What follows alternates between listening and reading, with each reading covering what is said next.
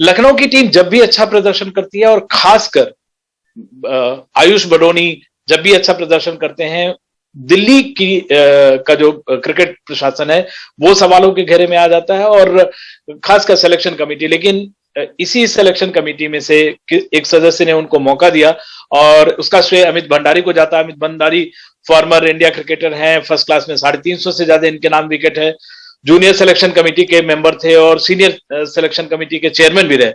अमित बहुत सारे सवाल इनको लेके आयुष बडोनी को लेकर उठ रहे हैं, लेकिन आपने जब उनको पिक किया था 2017-18 में, क्या टैलेंट देखा था, और क्या अब वो जो टैलेंट है लगता है आपको उसको सही डायरेक्शन मिल गया? विमल जी, जब मैं सिलेक्टर था तो हमने कुछ ट्रायल मैच ऑर्गेनाइज किए थे। जब ट्रायल मैच ऑर्गेनाइज किए तो हमने कुछ पूल बनाया था 30-40 लड़कों का। फिर मैं लास्ट ईयर की परफॉर्मेंस देख रहा था कई प्लेयरों की कि 30 प्लेयर दिल्ली के लिए खेले। अगर 30 प्लेयर दिल्ली के लिए खेलेंगे तो टैलेंट तो निकलेगा, क्योंकि 5-6 मैच होते हैं। अगर इतने प्लेयर्स खेलेंगे तो चांस कम होता है किसी प्लेयर को निकालना। तो मैंने अपनी सिलेक्शन कमेटी में प्रपोजल रखा जब टीम बन गई कि इस मैच के अंदर हम कोई भी चेंजेस नहीं करेंगे, 5 मैच की टीम है, लेट टैलेंट को पूरा जस्टिफाइड चांस मिले और आगे बढ़े। अगर नहीं करेंगे then we look of another player. तो ये एक ऐसा प्लेयर था जिसको जूनियर क्रिकेट में चांस मिले थे, पर कम चांस मिले, खुल के चांस मिले। होता है ना कि आप एक प्लेयर को 8 या 9 इनिंग दो तो वो निखर के आता है। तो ये एक ऐसा टैलेंट था जिसको मैंने देखा कि जिसका इतना टाइम था, इतनी अच्छी रेंज और शॉट्स थी। तो मैंने खाली इसको बैक किया कि हाँ ये प्लेयर अच्छा है जिसको बैक करना चाहिए, जो आगे दिल्ली के लिए खेल सकता है और फ्यूचर है। हमने उस टैलेंट को बैक किया, और जब मैं सीनियर सिलेक्शन कमेटी का आया तो उसको मैं अंडर 19 से सीधा अंडर 23 लाएगा। मैं ये देखना चाहता था कि अंडर 19 से 23 जो सीनियर क्रिकेट होते हैं, 19 तो अपने एज ग्रुप से खेलते हो, जब 23 में जाते हो तो एक सीनियर कैटेगरी में आ जाते हैं। तो उसने वहां पर भी अच्छा परफॉर्म किया। उसके बाद ये श्रीलंका टूर पे गया, वहां से 167 बनाए। अगर आप एक टैलेंट को बैक करोगे, उसके बाद मुझको नहीं पता इस लड़के के साथ क्या होगा। उसके बाद मैंने दिल्ली के लिए काम नहीं किया, पर ये 3 साल दिल्ली के लिए नहीं खेल रहा, ये मेरे लिए सरप्राइजिंग है। ये सरप्राइजिंग है और एक तरह का इनजस्टिस भी है। और चलिए, जस्टिस देर से ही सही सही इनको मिल रहा है। गौतम गंभीर इनको बैक भी कर रहे हैं, इनको बोला कि आप जब तक अपने स्टाइल में खेलो, जहां से एक आपको जो अभी एक सुपर फिनिशर जो भी, जैसे पिछले मैच में भी इन्होंने 3 बॉल में ही टारगेट पूरा करना, हालांकि कम रन थे, लेकिन क्या इनका मेटल ये पहले आपको दिखता था कि डिफिकल्ट सिचुएशन में मेंटली काम रह सकते हैं? विमल जी, मैं एक बात बोलूंगा कि 2020 में टैलेंट आपको जरूर दिखा है। देखिए वहां पर ना आपके पास बॉलें कम है, मतलब कम बॉल से आप फिनिश कर रहे हो, पर टैलेंट मुझे तब अच्छा लगेगा जब ये 50 ओवर का फॉर्मेट डेज में परफॉर्म करेगा। क्योंकि आप एक छोटे फॉर्मेट में अभी आप देखते हैं, हाँ जहां आपने देखा ये टैलेंटेड है, आगे इसको ग्रूम किया जा सकता है। अगर आप ग्रूम करेंगे तो शायद आपके पास मिडिल ऑर्डर में जो आप प्लेयर ढूंढ रहे हैं लॉन्ग टर्म के अंदर, तो उनमें से बडोनी हो सकता है।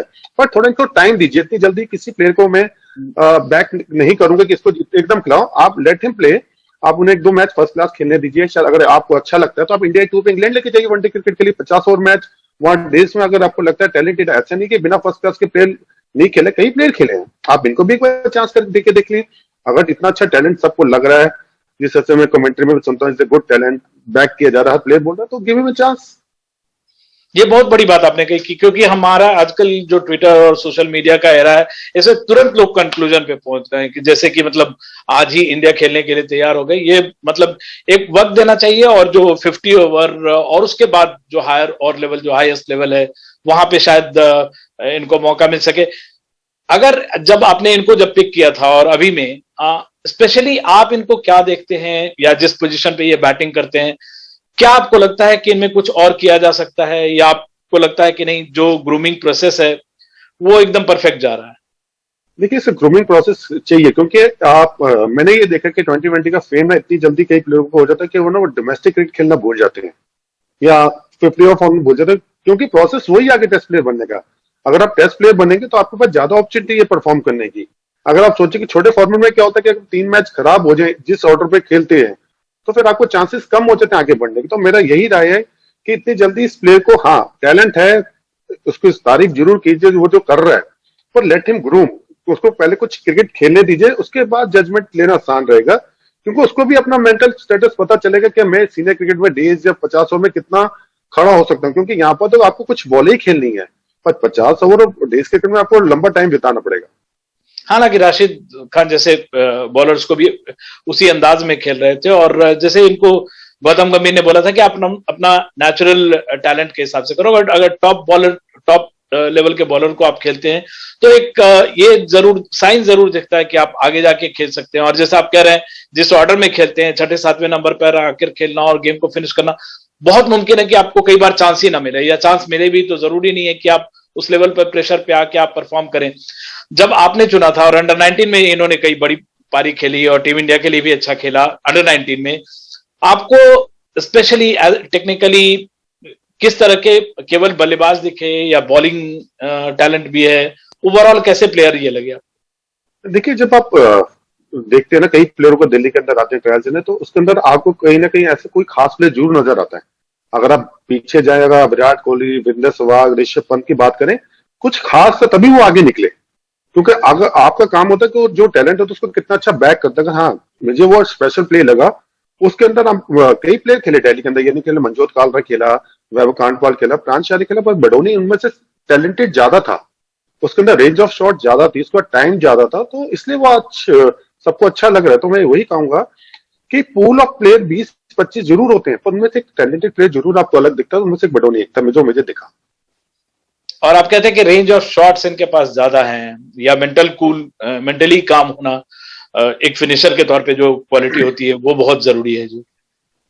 देखिए, मैं वही कह रहा हूँ कि मेंटल स्टेटस देखना बहुत जरूरी है इंसान का, क्योंकि मैंने इस प्लेयर के अंदर क्षमता देखी कि इस प्लेयर के अंदर वो क्षमता है आगे बढ़ने की, तो उसको बैक किया। क्योंकि आज एज ए सिलेक्टर मैंने एक चीज सीखी, जब मैं इस टेबल में बैठा था, मैंने कहा कल मैं जब इस खेला तो किसी ने मेरी इस कमरे में बैठ के पिक किया और मुझे बैक किया, तो मैं आज यहाँ तक खेला। तो मेरा भी काम वही था कि किसी प्लेयर, उन्हीं के प्लेयर को पिक कर जो आगे बढ़ सकते, रेदर देन कि वो जूनियर क्रिकेट खेले उसके बाद वो कहीं नजर ना आए। मेरा हमेशा ये रहता है कि आप उस टीम को बनाओ कि आगे जो अंडर 19 की जो पूल बना रहा हूँ उसमें से 10 लड़के कम से कम रणजी ट्रॉफी में तो जाएं। क्योंकि एक जो बैच बन जाता है वो इकट्ठा खेलता, तो शायद आपको ज्यादा चांसेस होते हैं कि आप ट्रॉफी जीत सके। तो शायद मेरा प्रोसेस वही था एज ए सिलेक्टर काम करने का। चलिए, एक शेयर टैलेंट के लेवल पे मैं कह रहा हूँ, बाकी तो कई बार आप बहुत टैलेंटेड प्लेयर भी बाहर रहते हैं, बहुत खिलाड़ी मेहनत करके, आपको लगता है कि इनमें मेहनत का वो जज्बा है, मेहनत करने की वो भूख है कि जिसके थ्रू हम कह सकते हैं कि नाम याद रखना? देखिए, मेहनत है तभी आपको इतना टैलेंट प्लेयर दिखा, क्योंकि इतना आसान नहीं होता जो शॉर्ट खेलते हैं। या आप टीवी में बहुत आसान लगता है कि आपने बैट स्क्वायर लेग पर सिक्स खिला दिया, स्कोप करके फाइन लेग पर मार दिया, कट मार दिया। उसके पीछे दिन रात की मेहनत है। और मैं वही कहूंगा कि इनके पेरेंट्स ने भी बहुत मेहनत की है। दिनेश भैया जैसे बताया उन्होंने, मैं तो हर जगह से मेहनत होती तो इंसान निकलता। बिना मेहनत के या इतना आपके पास शॉट है तभी आती है जब आप 3-5-6 घंटे ग्राउंड में बिताते हैं उस चीज के लिए। तो मैं वही कहूंगा कि आप ये नहीं कह सकते कि नेचुरल है, पर नेचुरल के पीछे मेहनत बहुत है।